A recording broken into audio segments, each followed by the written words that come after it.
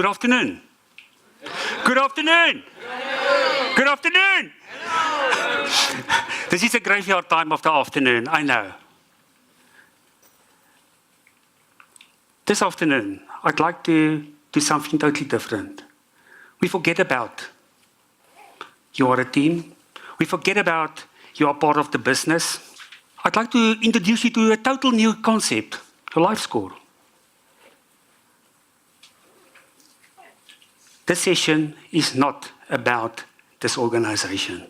It's not about risk. It's not about this program. I'd like to focus a bit on you. Let us step a bit back and we focus on ourselves.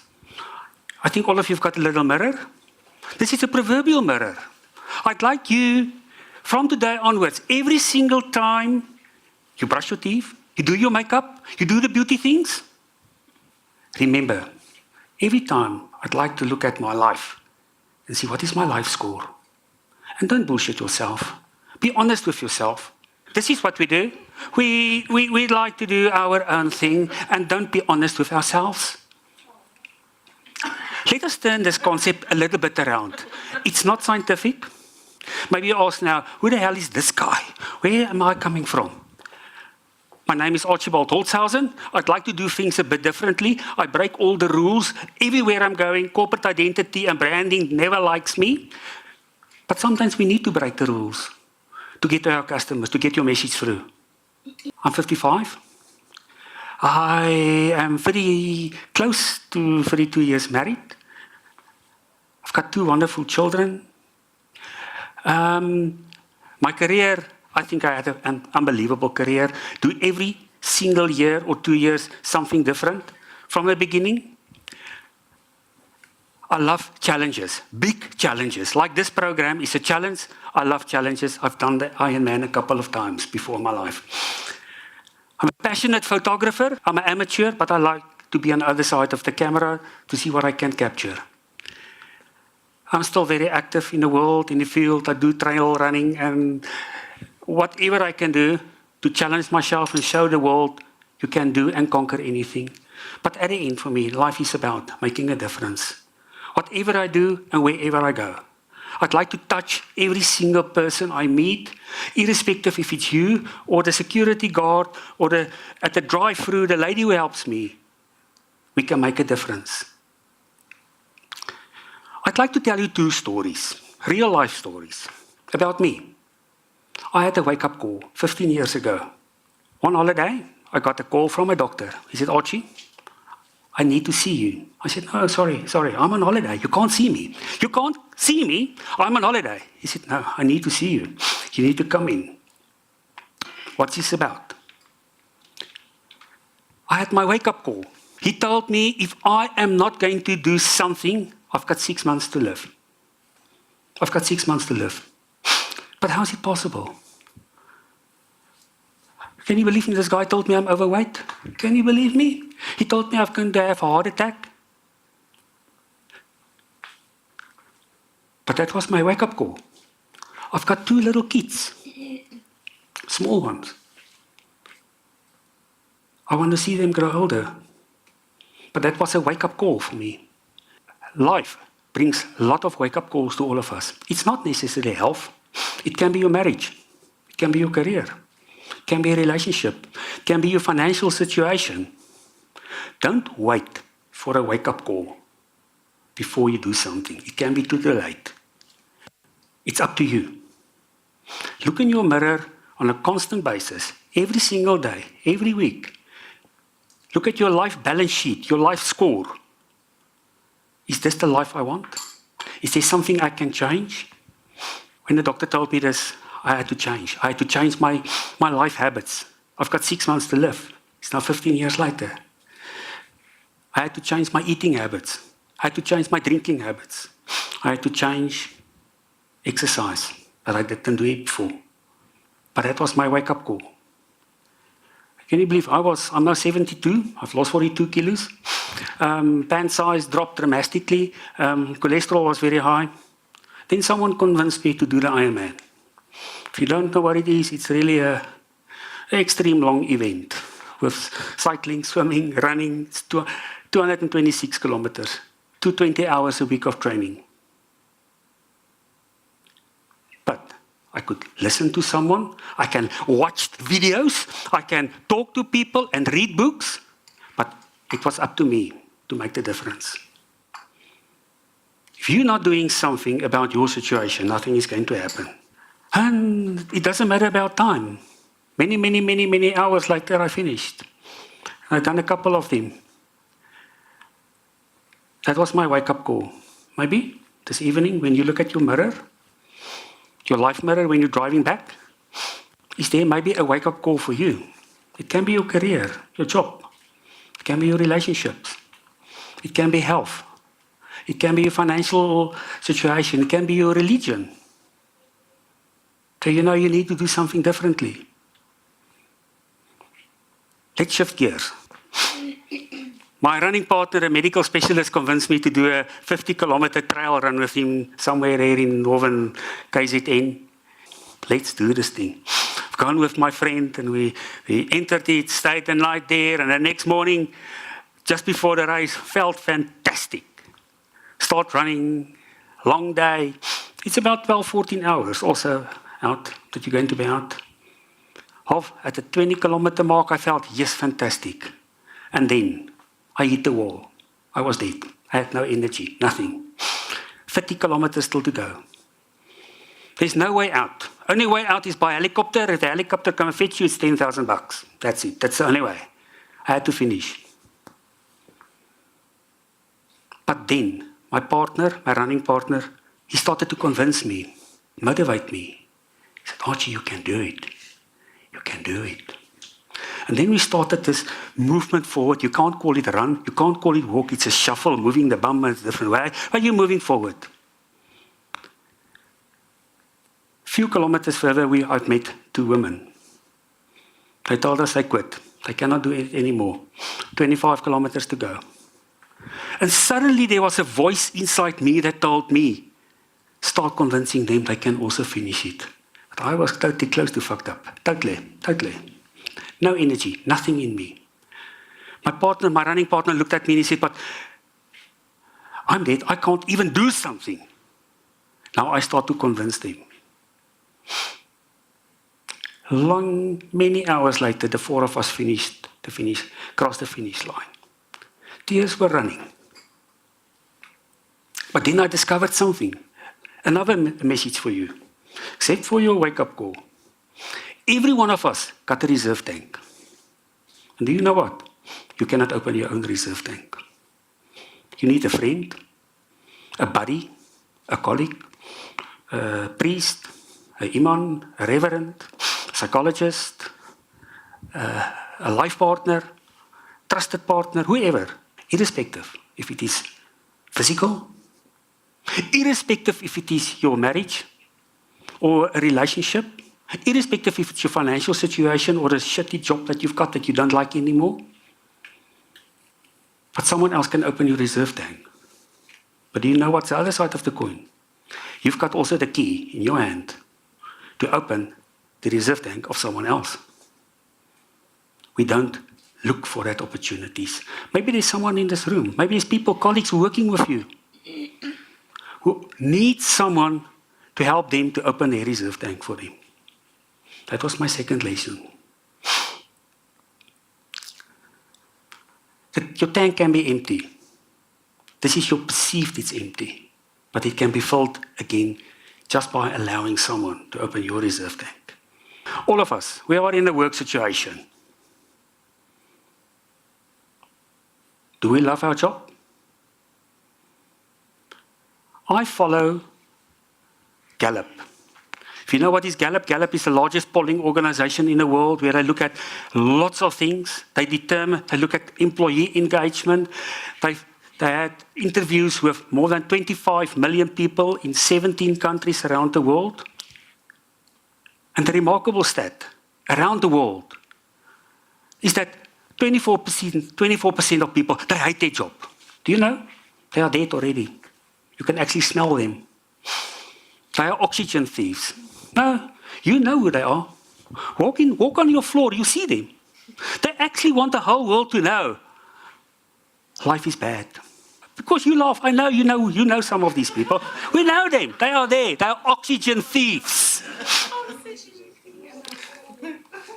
The funeral will only happen in 20 or 30 or 10 years from now. But they are dead already. They don't want to be here. Can you believe that 63% of people are not happy also? They sleepwalk. I can't wait for 2:30 so that I can get out of this building. Maybe 2:45 that no one sees that I'm leaving already. I just want to do enough not to get fired. I just want to get enough that I can get a good rating or just maybe a strong rating. We know who they are. Maybe it's you. I don't know. But we know who they are. And only 13% of people globally really are really happy. I like my job. I like what I do. I don't care what kind of job.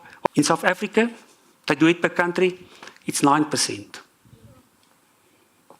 We think there are 50 people in this room, or there are 55 people, or how many is on this program or this project. This is not the amount of people on this project. Maybe it's 12 or 13. Because others are dead, clutched out. This is life.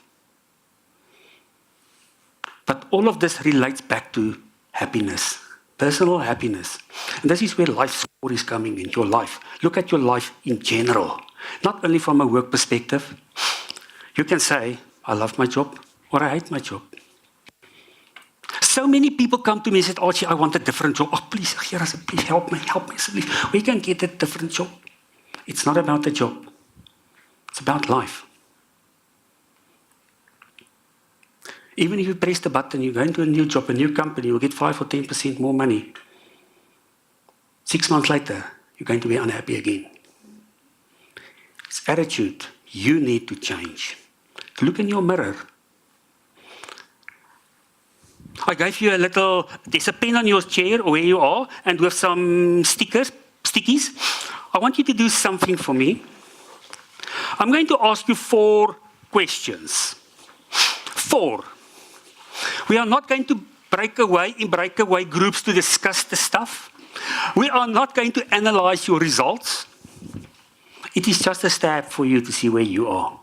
If I look at my scale, 1 or 0, life sucks. It's not going great. It's really not so great with me. I hate what I do. 5 is getting by. Okay, I'm floating. And 10, you're doing really great. Where are you? It's your scale. Don't bullshit yourself. Be honest with yourself. I'm going to ask you 4 questions. You can write it on 1 paper, on 2, whatever it is. Just make yourself a number. If I ask you, how are you doing socially? If you give yourself a score, 5 is, okay, I'm getting by, I'm just there. And 10 is really going well. You've got a score? Maybe I'm going to ask you to revisit your score. I didn't ask if everyone wants to dance with you at every function. I didn't ask if you've got 5,000 followers or 10,000 followers on your Facebook or LinkedIn page. Think, do you see the people in your house where you live? Do you know really what's happening with your partner, your kids, your family, your dad, your mum? Do you know what is going really on there? Do you really connect with your colleagues in the office that you can see them, that you can see someone is unhappy and what's not going well there? Do you really connect and see the security guard and reach out to the security guard at the gates? How are you doing socially? Maybe you can revisit your score and write that down for me. The second question is, how are you doing intellectually?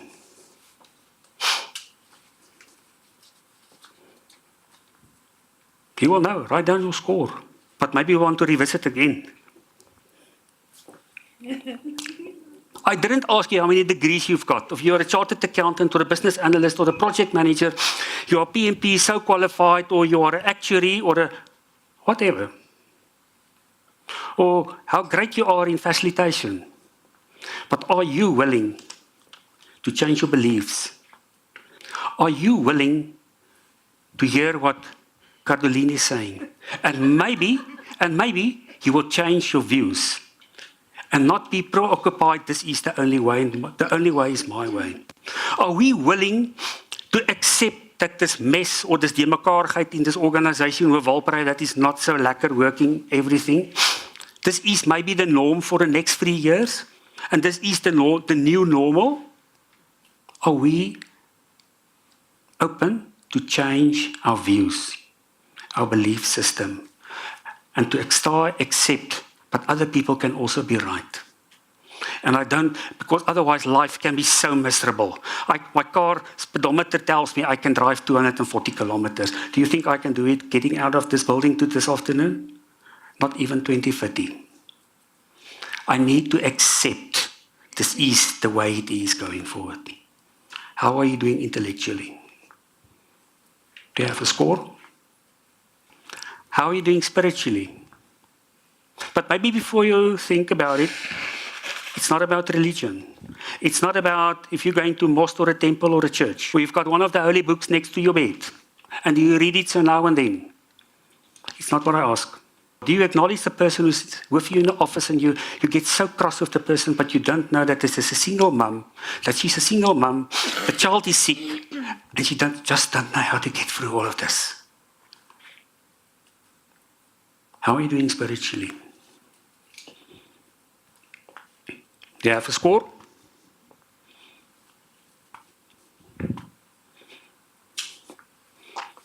Maybe. How are you doing? How are you doing physically?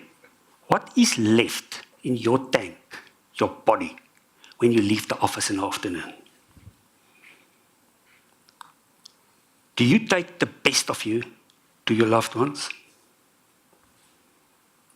Or do you give your best to this organization because your boss of this organization requested from you? Your loved ones need you. Are we take our best in us back home? Or is the job and the organization training you? What's your score? Do you have a score? You don't need Excel or a calculator or in something very scientific. Look at your 4 scores, give me an average on it. Just write on a separate one. You've got it? Yes. Can I ask you, please, just get up, bring me that page. I'm not going to look who's writing. I'm not going to analyze your writing. And I don't get this chart, the National Intelligence Agency or CIA to go analyze your handwriting to see, this is the guy. No. Just put it up for me on the wall, please.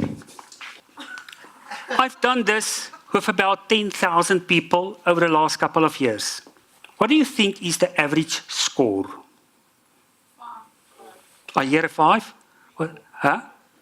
3. A 3? I must tell you, this is what I see here is quite often, maybe you bullshit yourself or this is real, but it's very seldom. I've never been in a room where it's higher than 5.2, 5.3. I can see there's quite a 6. There's a couple of 4s here. There's 5s. If you are on a 5, if you are on a 4, if you're on a 5, if you're on a 7 is good. If you're on a 6, guys, you cannot give your best. Not your best, your utter best you take home to your family, your loved ones. If we don't focus on ourselves, and if we don't focus on me, the petrol tank in me, the best of me that I can take home to my loved ones. Because we work not for the bottom line of the organization.